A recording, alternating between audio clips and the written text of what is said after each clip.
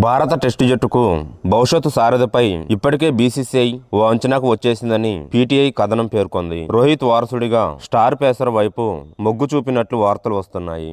వీడియోను చూసే ముందు చిన్న రిక్వెస్ట్ అండి, వీడియోను లైక్ చేసి మీ సపోర్ట్ ని తెలియజేయండి. మొదటిసారి మన ఛానల్ ను చూస్తున్నట్లయితే సబ్స్క్రైబ్ చేసుకుని పక్కనే ఉన్న బెల్ ఐకాన్ ని ఆన్ చేసుకోండి. ఐసీసీ ఛాంపియన్స్ ట్రోఫీ 2025 కోసం భారత్ సిద్ధమవుతుంది. ఆ తర్వాత ఐపీఎల్ మ్యాచ్లు ఉంటాయి. జూన్ లో ప్రపంచ టెస్ట్ ఛాంపియన్షిప్ 4వ సీజన్ ప్రారంభం అవుతుంది. రోహిత్ శర్మ టెస్టుల్లో కొనసాగుతాడా లేదా అనేది ఇంకా తెలియదు. బీసీసీ పెద్దలు మాత్రం రోహిత్ స్థానంలో కొత్త సారథిని నియమించేందుకు రంగం సిద్ధం చేస్తున్నట్లు వార్తలు వస్తున్నాయి. బుమ్రాకు బాధ్యతలు అప్పగించేలా రోహిత్ ని ఇప్పటికే ఒప్పించినట్లు కథనాలు వస్తున్నాయి. బుమ్రా వెన్నునొప్పి కారణంగా ఛాంపియన్స్ ట్రోఫీ నుంచి వైదొలిగాడు. గత ఆస్ట్రేలియా పర్యటనలో వెన్నునొప్పి తిరగబడడంతో జాతీయ క్రికెట్ అకాడమీ వైద్య బృందం స్కానింగ్లు నిర్వహించింది. అన్నిట్లోనూ బాగానే ఉన్నప్పటికీ పూర్తి స్థాయిలో బౌలింగ్ చేసేందుకు బుమ్రా ఇబ్బంది పడ్డాడు. దీంతో వైద్య బృందం బుమ్రాను ఆడించే అంశాన్ని సెలెక్టర్లకు వదిలేసింది. కేవలం బౌలర్ గానే కాకుండా భవిష్యత్తులో టీమిండియా కెప్టెన్సీని అప్పగించే ఉద్దేశంతో బుమ్రా విషయంలో రిస్క్ తీసుకోలేదని క్రికెట్ వర్గాలు పేర్కొన్నాయి.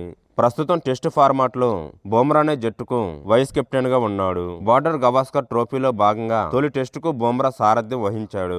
అప్పటికే రోహిత్ ఇంకా ఆస్ట్రేలియాకు చేరుకోలేదు. ఆ మ్యాచ్ లో బుమ్రా జట్టును విజయ పాదంలో నడిపించాడు. చివరి టెస్టులోను కెప్టెన్ గా ఉన్నప్పటికీ వెన్నునొప్పితో రెండో ఇన్నింగ్స్ లో బౌలింగ్ చేయలేకపోయాడు.